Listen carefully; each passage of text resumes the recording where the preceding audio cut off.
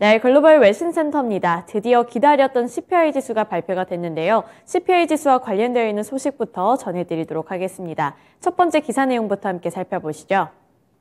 CNBC 보도 내용입니다. Inflation rose 0.5% in January, more than expected and up 6.4% from a year ago. 네, 이번에 발표된 CPI 지수부터 살펴드리도록 하겠습니다. 미국 노동부에 따르면 1월의 소비자 물가지수인 이 CPI 지수는 전월 동월보다 6.4% 오른 것으로 집계가 됐습니다. 지난 2021년 10월 이후 15개월 만에 최소폭 상승으로 7개월 연속으로 상승폭이 줄어든 건데요. 하지만 지난해 12월보다는 0.1%포인트 줄어드는 데 그쳤습니다.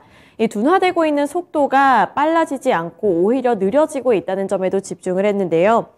다우존스와 월스트리트저널 등 월가에서 예상을 하고 있었던 전망치인 6.2%보다도 물가 상승세가 가파르게 나타났습니다. 특히 전월 대비로는 0.5% 오르면서 12월에 기록했던 0.1%보다 상승폭을 크게 확대해 나갔고요. 이 역시 시장의 전망치였던 0.4%를 상회하는 수준이었습니다. 변동성이 큰 에너지와 식품을 제외한 근원 소비자 물가지수는 전년 동월보다 5.6%, 그리고 전월보다 0.4% 각각 오른 것으로 드러났고요. 근원 CPI 역시 시장의 전망치를 웃도는 수준을 나타냈습니다. 이번 발표에 대해서 미국 주요 외신들과 언론들은 인플레이션이 예상보다 오래 고착화할 가능성을 보여준 것으로 분석하며 연준의 추가 금리 인상에 무게를 싣고 있는데요. 당초 시장에서는 연준이 3월까지는 기준금리 인상을 마무리를 짓고 하반기부터는 금리 인하로 전환할 것이다, 이런 의견이 나오고 있었지만 예상치를 상회하는 CPI 지수가 발표됨에 따라 한 차례 정도는 더 금리 인상에 나설 수도 있다는 점을 짚어줬습니다. 주요 코멘트도 함께 살펴보도록 하겠는데요. CNBC 보도에서 조명한 코멘트부터 살펴보도록 하겠습니다.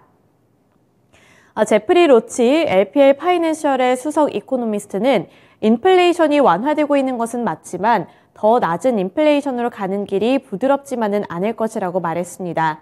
연준이 한 번의 보고서만 보고 결정을 내리지는 않겠지만 연준이 좋아할 만큼 인플레이션이 내려오고 있지 않을 위험이 있다는 것은 명확하다고 짚어줬습니다.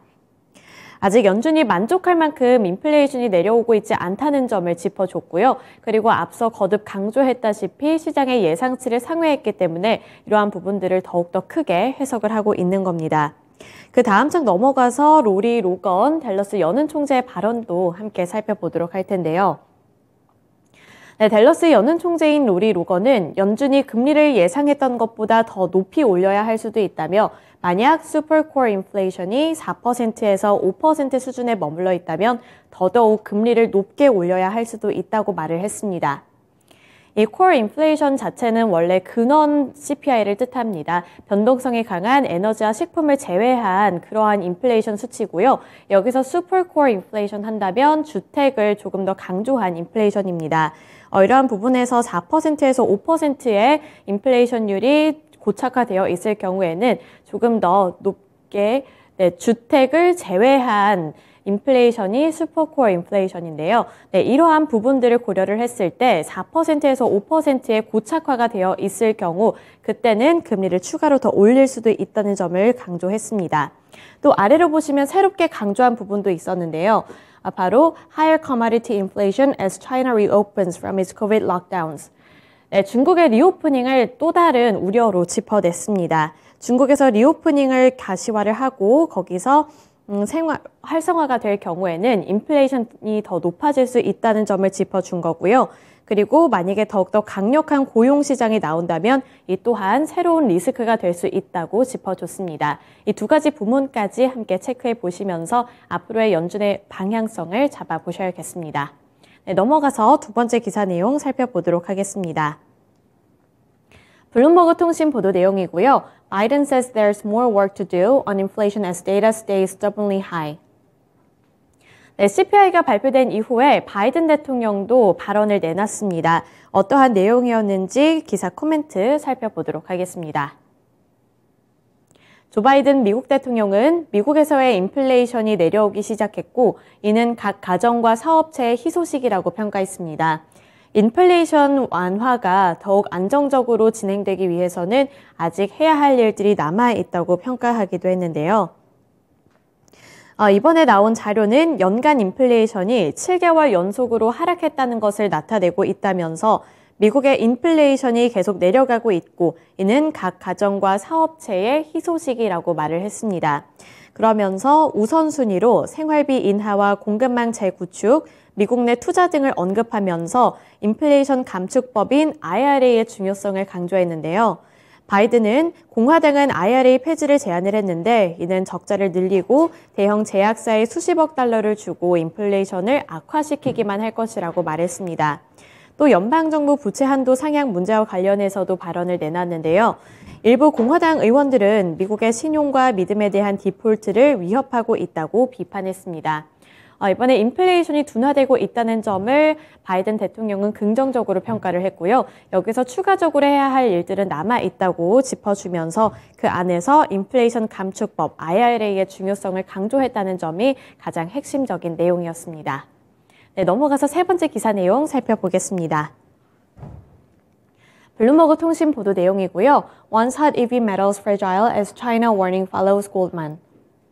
네, 골드만삭스에 이어서 이번에는 중국의 비철금속 산업협회가 입장을 내놨습니다. 어떠한 내용이었는지 블룸버그 통신 주요 기사 내용 살펴보겠습니다.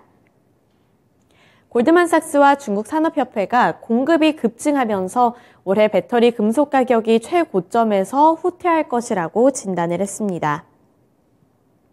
올해 니켈 공급 과잉이 촉발을 하면서 코발트와 탄산 리튬 등 전기 자동차 관련 금속 가격이 하락할 것이라는 경고가 나온 건데요. 파이낸셜 포스트와 주요 외신 보도에 따르면 골드만삭스에 이어 중국 산업협회가 공급이 급증하면서 올해 배터리 금속 가격이 최고점에서 후퇴할 수 있을 것이라는 점을 짚어줬습니다. 첸 슈센 중국 비철금속 산업협회 대변인은 인도네시아 광산을 중심으로 한 공급 증가로 인해 세계 시장이 흑자를 볼 수 있기 때문에 이 하반기에는 니켈 가격이 하락할 가능성이 높다고 진단을 했고요. 또 그룹의 위챗 계정에 대한 성명을 통해 코발트와 탄산 리튬 가격까지 하락할 수 있다고 전해왔습니다. 최근 몇 년 동안 전기 자동차 수요가 급증을 하면서 비철금속 확보에 어려움을 겪은 자동차 제조업체들은 오히려 환영할 것이라고 말을 했고요. 이렇게 니켈과 코발트, 리튬 및 이런 배터리 관련 금속이 급증하는 생산량으로 가격이 약세를 나타낼 수 있다는 점, 그래서 여기서 수혜를 볼 수 있는 섹터와 그렇지 못한 섹터까지 함께 짚어줬습니다. 네, 그 다음 기사 내용 넘어가 보겠습니다. CNBC 보도 내용이고요. The U.S.-China spy balloon tensions are drifting into politics of the supply chain. 네, 미국과 중국 간의 갈등이 심화되면서 여러 협회가 또 어떻게 해야 하냐 이런 우려의 목소리를 내고 있는데요. 어떠한 내용이었는지 CNBC 보도 내용 함께 살펴보시죠.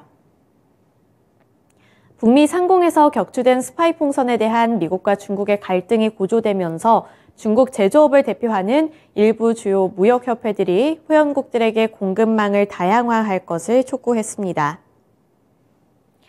미국의 많은 무역협회들이 발을 벗고 나섰습니다. 스파이 풍선으로 인한 중국과의 긴장 구조가 최근 몇 년 동안 이미 관세 문제를 다루고 있는 회원사들로부터 새로운 우려를 불러일으키고 있다고 말했는데요. 제로 코비드 정책에 따른 이 코로나 셧다운으로도 많은 타격을 받았는데 미국과 중국 간의 갈등이 이번 스파이 발룬 사건으로 인해서 더 커지면서 더욱더 큰 타격을 입을 수 있다는 겁니다.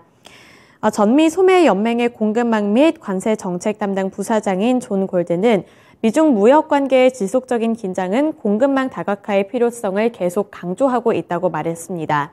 관세에서 코로나19 또 추가 과제에 이르기까지 소매업체는 소싱을 다양화해서 소비자 욕구를 충족할 수 있는 탄력적인 공급망을 확보할 수 있는 기회를 찾고 있다고 말했는데요. 이렇게 미국과 중국의 갈등이 심화되고 있고 또 여태까지 관세로 인해서 골머리를 앓고 있었는데 이 갈등이 더욱더 심화되면서 더욱더 새로운 공급망을 구축을 해야 한다는 그런 부분들을 보도를 했습니다. 네, 공급망 이슈와 관련해서 또 어떠한 이야기가 나오게 될지 집중해 보셔야겠습니다. 네, 이렇게 4가지 기사 내용 함께 살펴봤고요. 지금까지 글로벌 외신센터였습니다.